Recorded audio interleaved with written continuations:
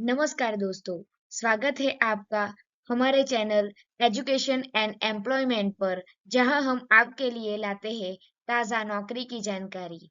आज हम बात करेंगे भारतीय सामाजिक विज्ञान अनुसंधान परिषद (ICSSR) द्वारा जारी पोस्ट डॉक्टरल फेलोशिप 2024 की।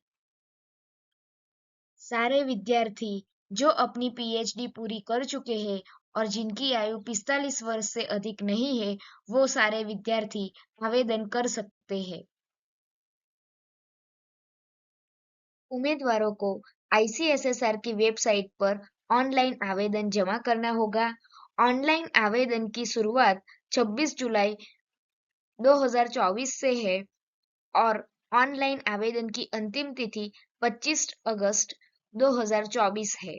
आवेदन पत्र की हार्ड कॉपी प्राप्त करने की अंतिम तिथि 31 अगस्त 2024 है।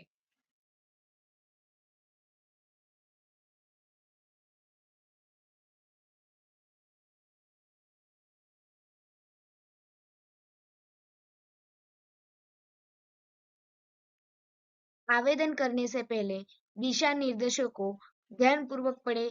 अधिक जानकारी के लिए ये वेबसाइट पर जाएं। हमारे चैनल को सब्सक्राइब करें और नई नौकरियों की जानकारी के लिए बेल आइकन को दबाएं। धन्यवाद।